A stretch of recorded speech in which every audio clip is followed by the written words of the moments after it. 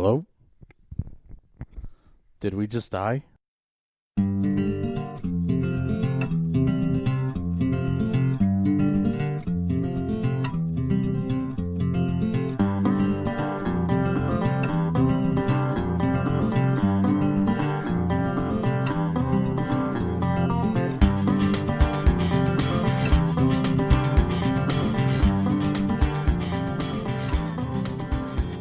Hello, and welcome to the new episode of Dakota Boys Talk Movies. On the other end of the line is... I was waiting for the fanfare. Oh. Dakota!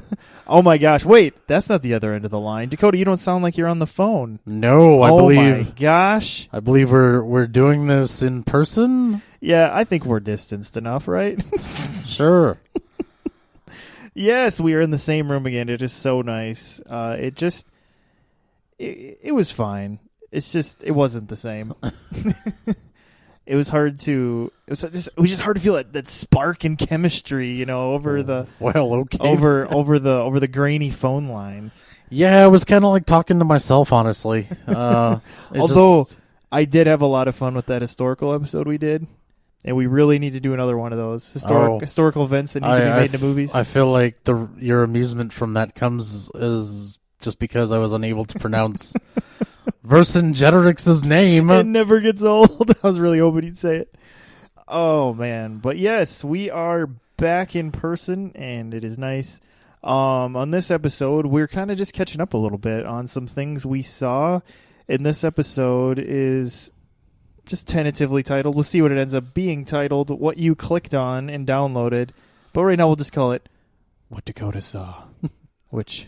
I don't know. It sounds really dramatic, I guess. I'm calling this Dakota on Dakota. Dakota on Dakota. Oh, so apparently there was a night or two. Or Dakota v. Dakota. Would that be Dakota better? and Dakota v. Dakota. DVD. There Ooh, DVD. Yeah, apparently there was a night or two where, Dakota, you were just bored. I know it's shocking because not many people are bored lately and stuck at home. Yeah, it's just, I mean, you could only watch so many episodes of Star Trek The Next Generation over and over again. Or go back and rewatch Rick and Morty or something. Oh, man, that never gets old. What are you talking about? Oh, man. But yeah, so you're going to talk about a couple movies you ended up watching over this fun time we've all been having in the year of our Lord 2020. And what's the first one you're going to be talking about, Dakota? I'm going to be talking about the cinema feast that was The Lodge. Okay. And where is this available? Is this an exclusive to somebody? It is on Hulu. I rented it. Okay. I went to the Red Box and ponied up my $1. Oh, so it's something that you can just get a lot of places. It isn't yeah. exclusive to like a certain streaming service. No. I think it seems like Hulu kind of just ponies up money for content at this point in time. Well, they are owned by Disney. Yeah, so. But not gonna lie, a little disappointed because I do have Hulu. It's like, man, that $1.50 would still be in my pocket right now had I just looked on Hulu. Oh, it happens. It happens. So The Lodge. Yes, The Lodge. Kind of very dark, very atmospheric movie.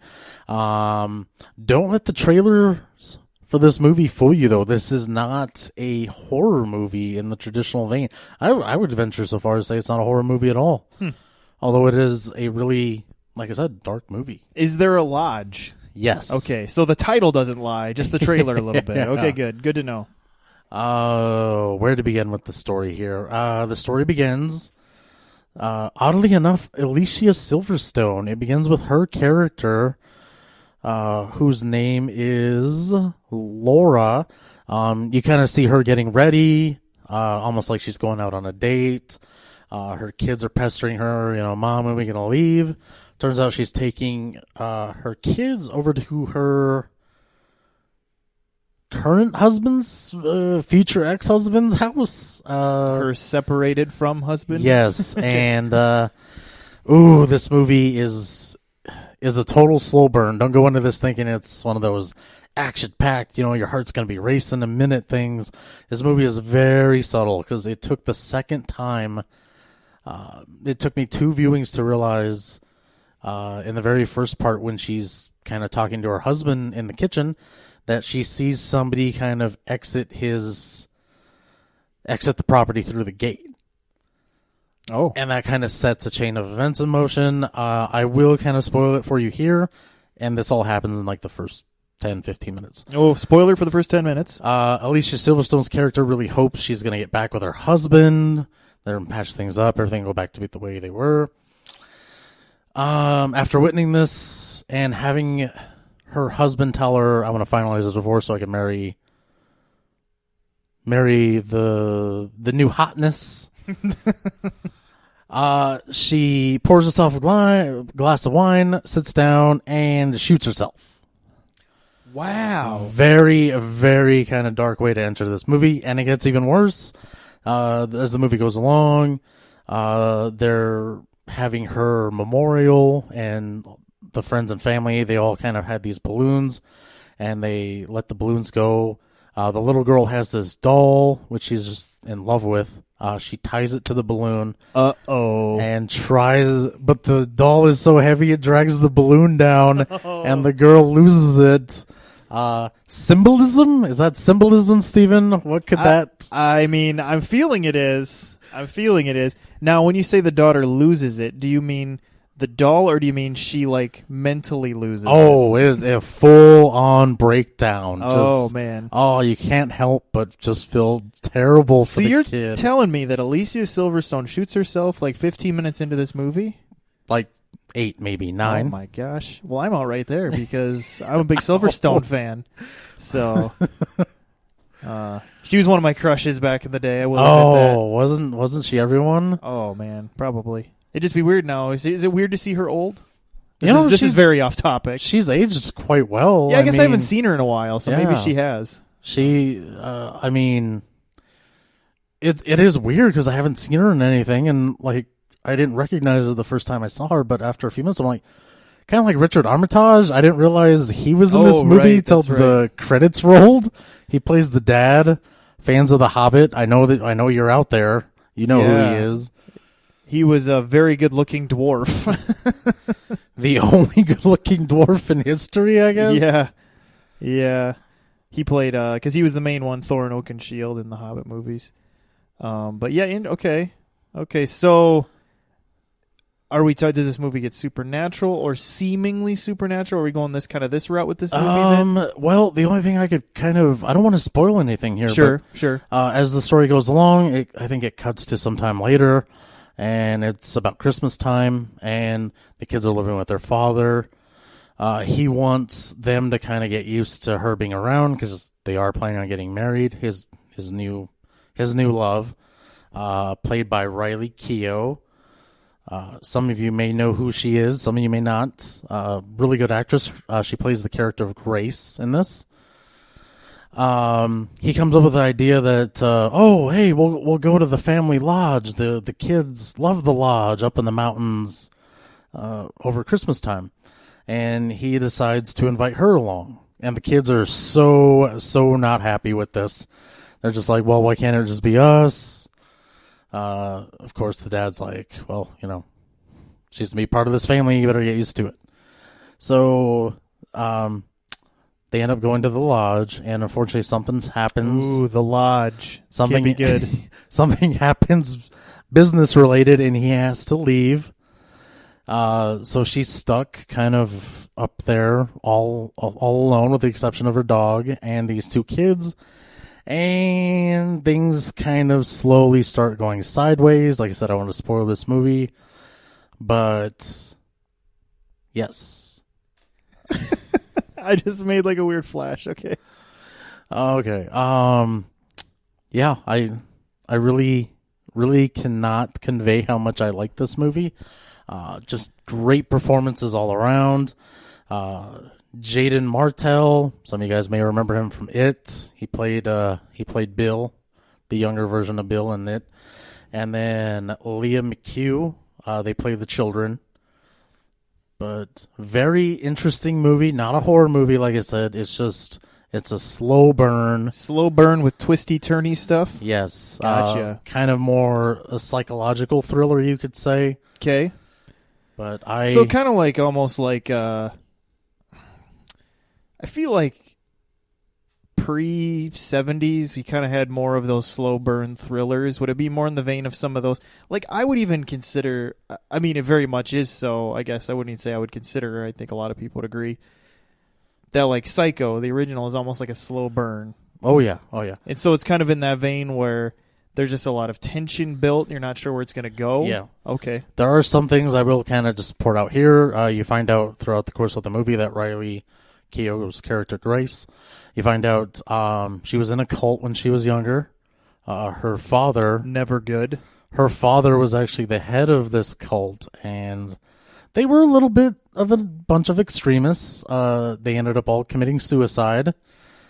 Dakota, I would be curious. Do you think you could actually tally up how many movies have you watched that a cult is involved? Oh, wow. It feels like at least 10 different times you've watched a movie we've talked about on the show, and all of a sudden randomly a cult's involved. You know, there's... Like, what was that one? That The Void or something? Wasn't that a cult? The Void. Yeah, there was a cult in that one. But interestingly enough, Riley Keough's father plays her father in the movie. Oh, like a real life father. Yes. Mean. Gotcha. Danny Keough actually plays her father. And they this whole cult kind of has like a Heaven's Gate vibe. Oh, boy. So, yeah, they all kind of committed suicide, and she was like the one left behind. She kind of the kids kind of get online and they look at some stuff and they find like a video that she recorded after they were gone. But yeah, it's kind of a really Heaven's Gate vibe. If any of you that came of age when that happened, me and Steven certainly were. Yeah, and definitely if you Google that, just be careful. It's pretty disturbing. So just know it was a very disturbing cult that ended very tragically. Yeah. It's kind of one of those down the rabbit holes, but the ending, oh my gosh, the ending still gets me. So is it who directed this? Is it a foreign film? Is it a rookie director? I believe this movie actually had two people. Okay. Severin Fiala and Veronica Franz. Okay, they sound foreign, but maybe they're just new on the scene here in America or something. Yeah, I'm actually not really familiar with anything they did before this. Sure, but this movie was obviously, just based on the fact that hardly any of us have probably heard of it, was obviously more independent made too. So maybe they're just getting their feet wet a little bit too. But they pulled in some known people, into it. So yeah, incredibly well made movie, and just so much good acting in it. Very small film though. Like I said, I feel like the trailer is just a little bit misleading. It makes the movie kind of look supernatural and like almost like a Conjuring movie where there's someone's being haunted or something. But yeah, a few weeks back when you told me about this movie, I did watch the trailer, and if you wouldn't have, given me that prerequisite where the trailer is misleading, yeah, it does make it seem very like more ghost story or something in a lot of ways. So, in a way, I guess she is being haunted, but that's more she's being haunted by her past, her own personal demons. Yes. Oh, she's facing demons, but they're just the ones she's kind of carried with her from having survived, which some would say is worse. Oh yeah. So, so The Lodge, you're giving that a pretty high recommend, especially for someone who enjoys the slow burn thriller. Yes. Okay. Yes. Okay. So that's The Lodge. One thumb way up. One thumb way up. Now moving on to the other one. The other one just is another The Something movie. It's called The Assistant. Yes, The Assistant. Okay. So again, is this one that's easy to find? You can rent it anywhere, or is it an exclusive? This one, I heard about this. And I heard about it for the wrong reasons. Okay. I was seeing all this chatter online about how always dangerous. The Assistant is one of those movies that is kind of divisive right now. Critics seem to love it. They think it's the most important movie of the year. Oh boy! People who've seen it think it's just a dumpster fire. Interesting. Yeah, and I don't know why that is either, because I looked at some of the stuff that people have, because on Rotten Tomatoes you could kind of write your own review of the movie. Yeah, and in a lot of ways, Rotten Tomatoes isn't perfect. I think I can give a decent estimate in some ways, but Yeah, but I'm going to put this out there. The Rotten Tomato score on this is 92%. oh my goodness, that is high. How many critic reviews is that? 206. That's even a decent number of critic reviews for a smaller movie. Yes. Prepare yourself. The audience score, 25. Oh, wow. Yeah, that is Also 206. interesting. So they're even Yes. similar in the amount. And I'm going to be real with you here. I kind of enjoyed reading the kind of audience feedback Sometimes that can be fun. because one of them just flat out said, watching this movie has been the worst time I've had this week, which is saying something because I work in the emergency room. Oh my Yes. goodness. So this leads me to believe that this movie possibly can come across as preachy. Is no. that where the division is happening? Not at all. No, It's- not preachy. Okay. This movie just kind of presents things. It doesn't kind of, it's not about empowerment. It's not about, this is, things should be like this because it's right. It's not, it just, kind of just to interject this real quick. Speaking of trailers that are very misleading, the trailer for this movie actually makes it look like it's dark and broody. And, Yep, because I watched the trailer for this one Yeah. also, and yeah. It is so not like that, and I will lay it out here. This movie takes place over the course of one day, Oh my gosh. and it starts, the main character in this movie is this character named Jane, and she's a low-level employee at a production, I don't want to say production house. Yeah, yes. Yeah, that's what it seemed like to me based on the trailer. Was yeah, is that what it was? Like, yeah, it was some sort of place like that. And I'm trying to remember who played her boss. Isn't it a known actor? You never actually get to see her quote unquote boss, but Oh, is that the deal? just kind of interject this. The lady that made this kind of is known for making documentaries about women. And I think this movie exists because some people, myself included, when the Harvey Weinstein fiasco happened, a lot of us were like, man, how was he getting away with this for so long? Mm-hmm. And this movie, it basically implies that he had systems in place to ensure that anyone that tried to kick up any dirt on him basically were going to be ruined. Like, yeah, you may have done the right thing by speaking out, but your career in Hollywood basically would be over. And our main character, that's what she wants to do. She wants to. It's implied that she graduated from film school. She did great. She had such of impressive credentials to get her hired at this job. And like I said, it takes place over the course of a day. She starts noticing kind of things. She finds a girl's earring just laying on the floor. Later on in the movie, she says, I found a hair tie laying on the floor of the boss's office a week ago, too. She goes to the airport and picks up this girl from, I think she's from Idaho or something. She's from basically middle of nowhere, and she comes to New York to be an assistant at this place.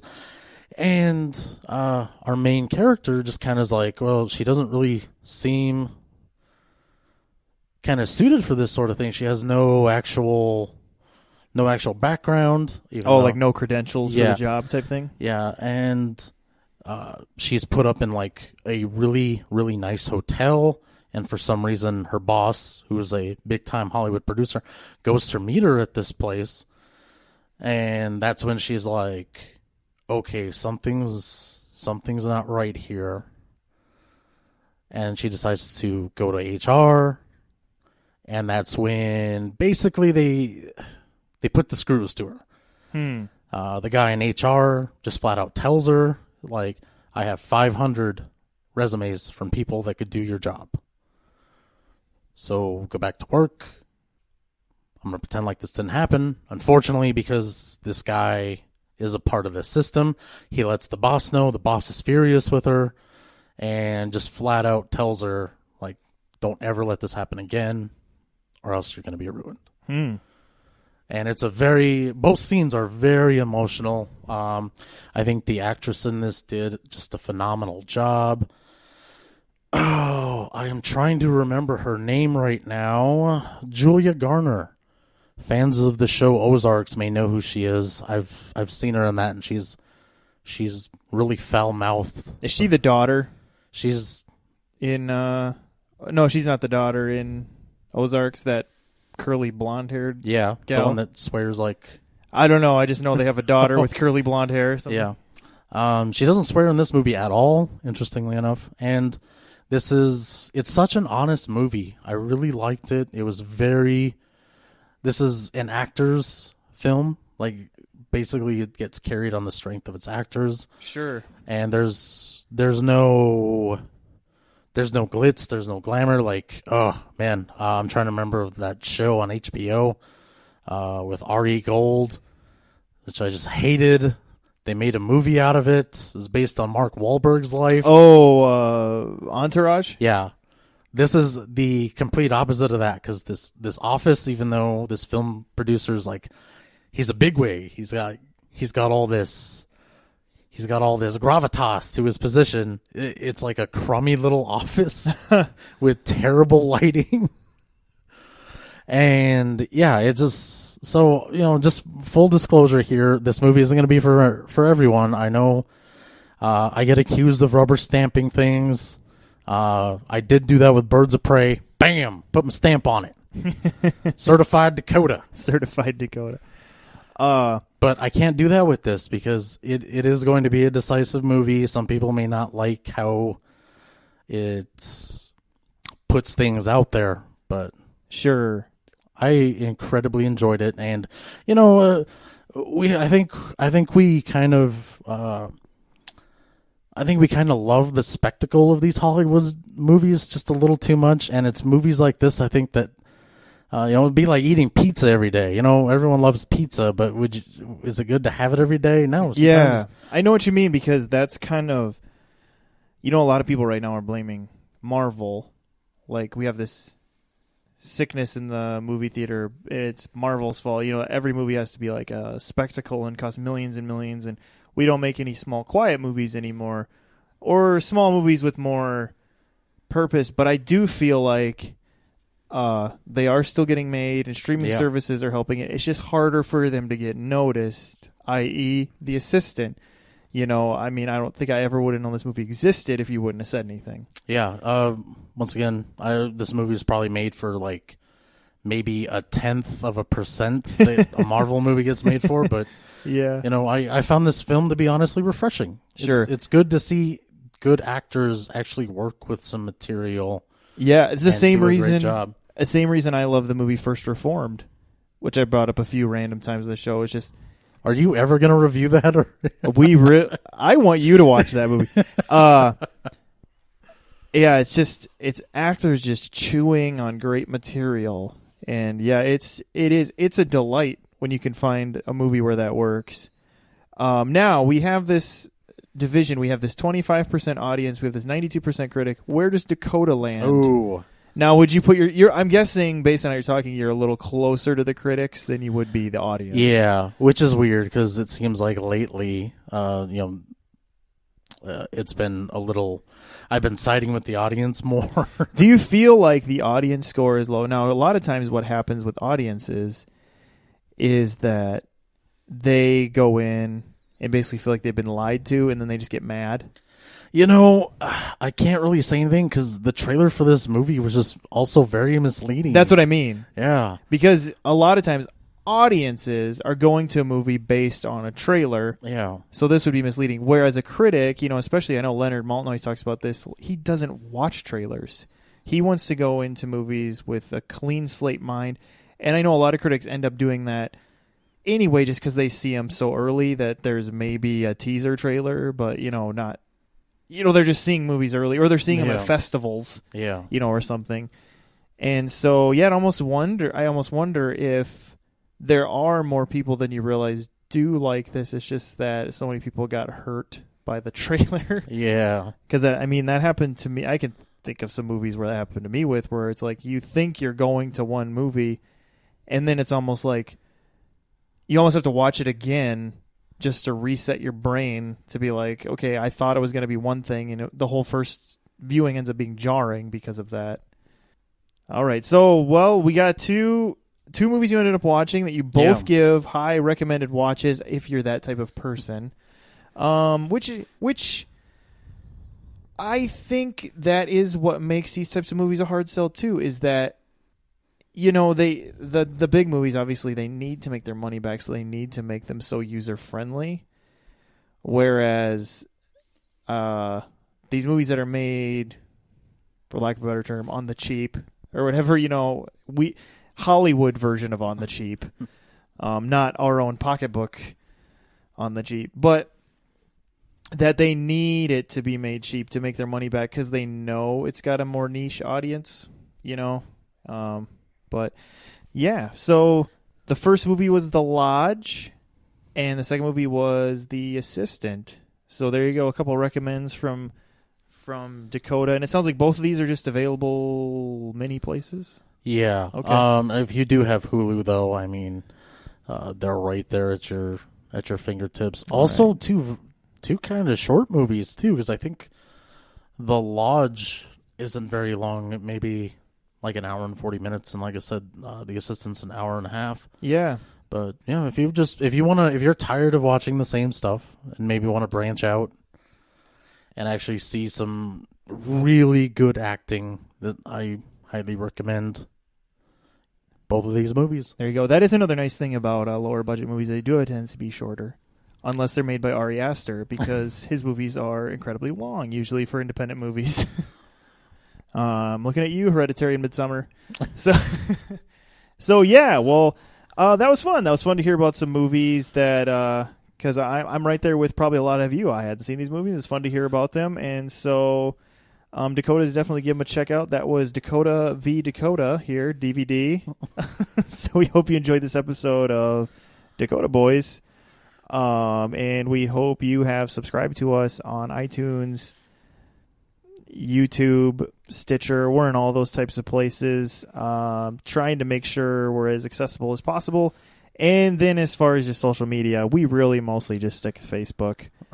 It's just easy, and we can put up stupid stuff whenever we feel like it too. Which is basically every day. Yeah, it's usually movie-related stupid stuff every day.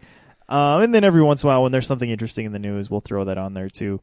And so, yeah, we thank you for listening to this episode, and we will catch you next time. This is Steven. This is Dakota. Adios.